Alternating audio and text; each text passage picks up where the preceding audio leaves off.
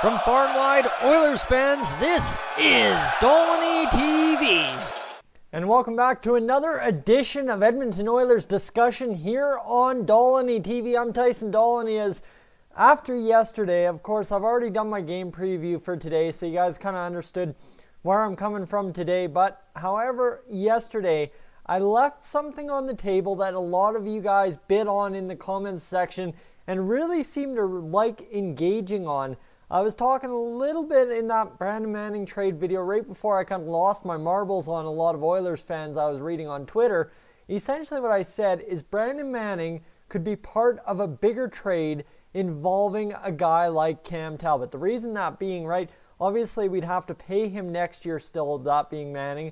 And Cam Talbot, an expiring UFA end of the season, you gotta get some kind of asset for him or upgrade this team if you're in a playoff run type scenario. So Brandon Manning, a key piece in that, especially given what he could do under head coach Ken Hitchcock should he buy into the system. We get to see our first crack at that tonight against the Winnipeg Jets on New Year's Eve. That's going to be fun. That's going to be dandy. It's a good test for him, good test for Petrovic, good test for everybody. But the essential thing we're looking at right now is a Cam Talbot trade. What is a good possibility for a Cam Talbot trade? And I look at one thing earlier on in the season, I was looking at, man, there's a lot of rumors going around Carey Price. Oh man, you know what, Oilers, if they cash in and get a lot of assets moving for Carey Price, we could shore up the goaltending, no problem. But then all of a sudden, this Finnish guy who's an absolute monster of a man when he's standing in the net comes out of nowhere and has like a crazy run for the Edmonton Oilers. Mikko Koskinen just absolutely blew out my expectations for the Oilers goaltending for about a solid 3.5 weeks.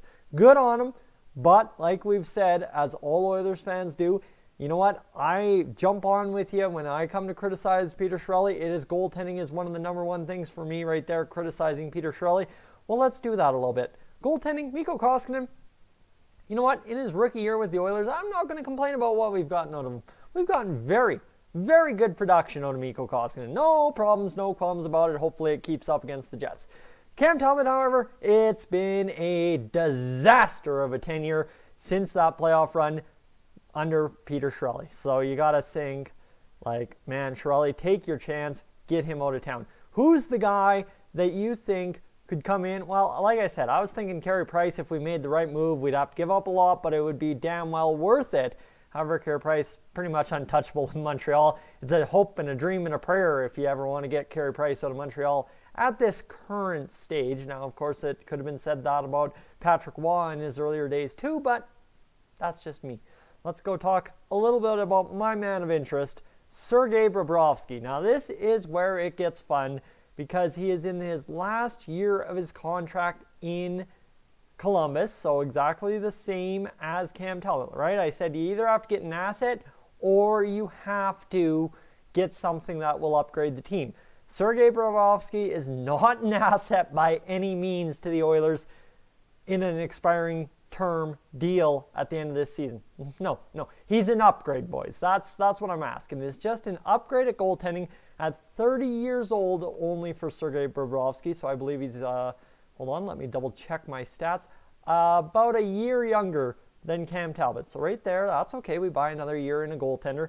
And Sergei Bobrovsky, a guy who has, throughout his entire career, only had one season with a losing record. He played 37 games that year. That's not that bad. Like, Sergei Bobrovsky has torn it up since coming to Columbus. He's had a 32, 30, 41, 37 win seasons. That's huge. And right now he's 16, 11, and 1 in overtime.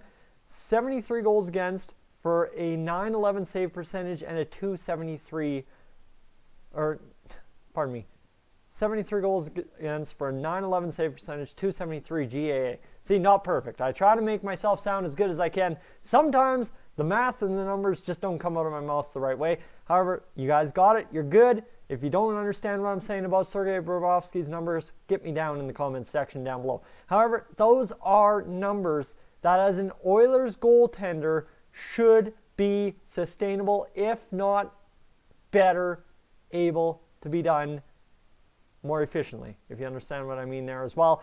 in terms like 273 for Sergei Bobrovsky. He's an elite goaltender, and at the same rate, under the Oilers, where the offense is the key and it should click, you know what? If the offense can demoralize the opponent a little bit and make them skid around their own zone, Sergei Bobrovsky should be able to stay sharp enough every game to stop the puck when it comes to his own end, right? If the Oilers can force the issue offensively and play steady Eddie defense, the shots per game should be fantastically fine. And Sergei Bobrovsky at 9-11 and 9-20 will be winning a majority of his games if he were in an Oilers uniform, if the Oilers could make the trade. So now, okay, you've seen the stats. You see why I'm interested in Sergei Bobrovsky. Let's quickly talk about Cam Talbot. Then I'll get to why I think the package is what it is. So Cam Talbot has been, just ugly for the Oilers. 31-31-3 last season. Why he played 67 games, I don't know. Well, Laurent Brossoit, absolutely trash.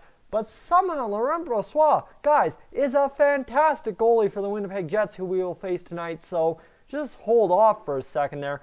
Cam Talbot this season is 7-11-2, an .892 save percentage, and a .330 GAA. Oh my God, that's ugly. That is terrible. So obviously, it's going to take more than Mr. Cam Talbot. And here's the thing. We've got a defensive backlog of guys. You add Petrovic and you add Manning to the mix. Well, now you've got Benning, Sekera, Russell, Nurse, Klefbom, Larson, Gravel, Jones.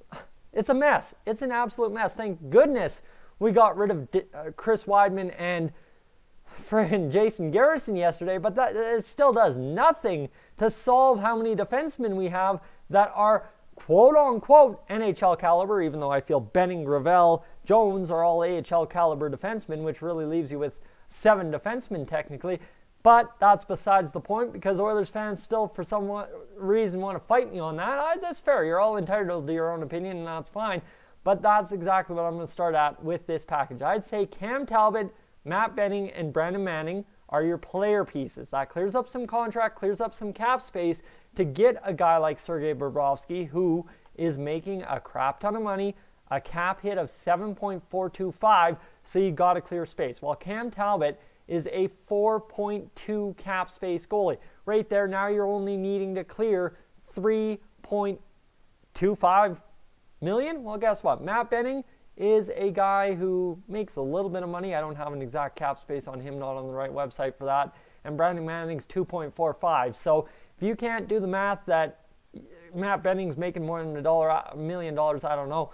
But Matt Benning or Brandon Manning, you need to clear one of those two, if not both, with a Cam Talbot to make this trade for Sergei Bobrovsky work. Plus, you've got to add a draft pick, and that draft pick, honestly, I would throw away a second-round pick. I have no qualms about it.